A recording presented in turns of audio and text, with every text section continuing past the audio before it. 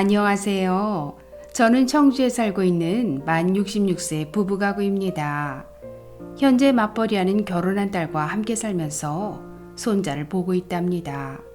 재산은 거의 없고 소득은 기초연금 부부 합계 49만 2천 원과 딸에게 받는 용돈 50만 원이 전부입니다. 그런데 궁금한 것이 있어요. 남편이 하루 종일 답답하다며 경비라도 해보겠다고 하는데 그렇게 되면 소득이 높아져서 기초연금 탈락하는 것은 아닐까요? 거기다가 윤석열 정부에서는 기초연금을 10만 원씩 올려준다고 하던데 괜히 열심히 일하고 기초연금 탈락하면 너무 억울하잖아요. 알베르토 쌤, 바쁘신 줄은 알지만 근로소득 금액대별 소득 인정액을 계산해 주셨으면 좋겠어요.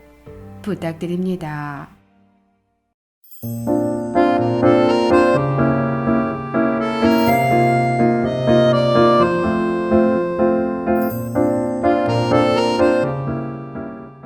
안녕하셨습니까? 행복한 인생의 막 알베르토입니다. 100세 시대. 요즘 은퇴한 어르신들께서도 일자리를 찾는 분들이 많으신데요. 열심히 일하고 기초연금에 탈락하는 일은 없으셔야겠죠. 오늘은 근로소득 금액대별 소득 인정액을 아주 쉽게 계산해 드리겠습니다. 2022년 현재 기초연금은 소득과 재산 그리고 부채까지도 모두 합한 소득 인정액이 단독가구 180만원, 부부가구 288만원 이하면 단독가구 30만 7,500원, 부부가구 49만 2천원을 매달 25일 받으실 수 있습니다. 그렇다면 기초연금 수급 대상 선정 기준이 되는 소득 인정액은 어떻게 계산해야 할까요? 소득 인정액을 구하는 공식은 소득평가액 플러스 재산의 소득 환산액입니다. 소득은 평가하고 재산은 소득으로 환산해서 더하겠다는 얘기인데요. 오늘은 소득평가액, 그 중에서도 근로소득에 대한 계산을 해드리겠습니다. 근로소득의 금액대별 소득인정액을 계산하기에 앞서 기초연금에 적용되는 근로소득의 5가지 조건을 살펴보겠습니다. 첫째, 근로소득은 상시 근로자의 소득이다.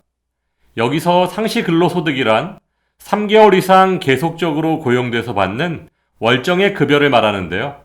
비과세 근로소득은 제외되며 연장시간 근로, 야간 근로, 휴일 근로수당은 근로소득에 반영됩니다. 둘째, 근로소득은 세전소득 기준이다. 근로소득은 세금을 공제하기 전의 소득, 즉 세전소득을 기준으로 소득평가액에 반영됩니다.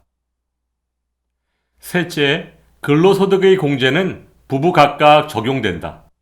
소득인정액 산정 시 근로소득에는 기본공제 103만원과 추가공제 30%가 적용되는데요.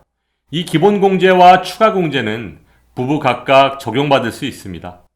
예를 들어 근로소득이 남편 세전 200만원, 아내는 세전 150만원이라면 남편 근로소득 200만원에 기본공제 103만원, 추가공제 30%를 적용하면 67만 9천원이 되고 아내 근로소득 150만원에 기본공제 103만원, 추가공제 30%를 적용하면 32만 9천원이 됩니다.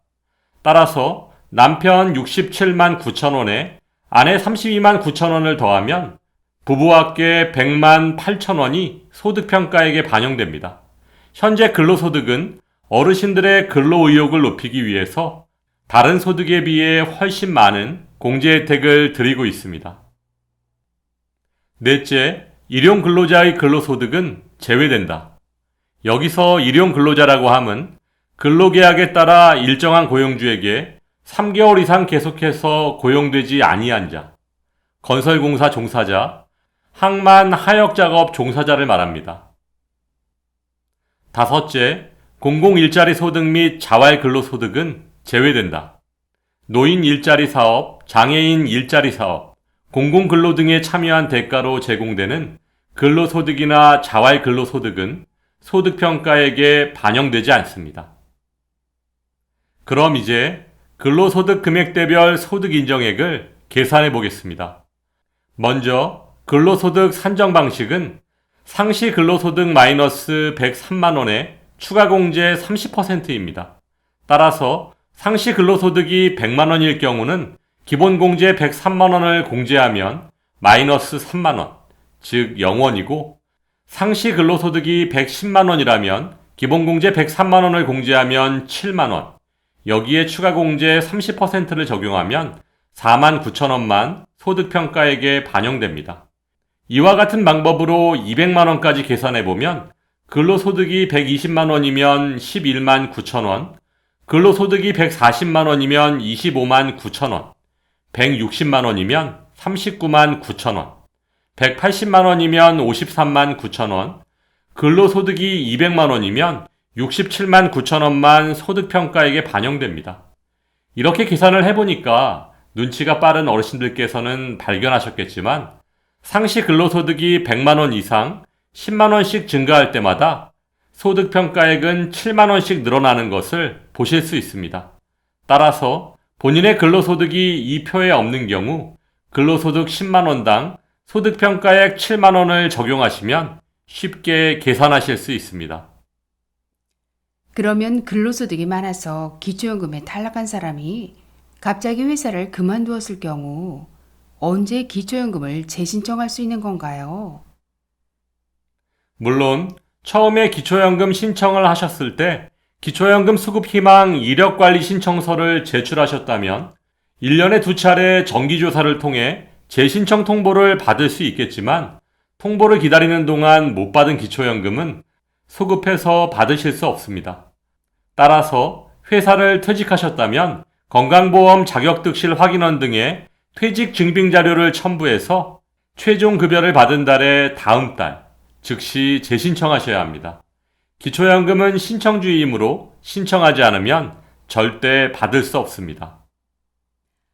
참, 자영업을 하는 여동생이 일용직 신고를 한다며 내 통장을 빌려달라고 하던데 어떻게 해야 할까요? 아마도 동생분께서 의뢰인의 통장을 이용해 사업체의 인건비를 정리하려는 것 같은데요. 기초연금 계산 시 신청인의 통장에 입금된 자금은 돈의 출처와 성격 등을 따지지 않고 무조건 기초연금 신청자의 금융재산에 포함됩니다. 따라서 어떠한 이유에서든 명의대여는 절대 하시면 안 됩니다.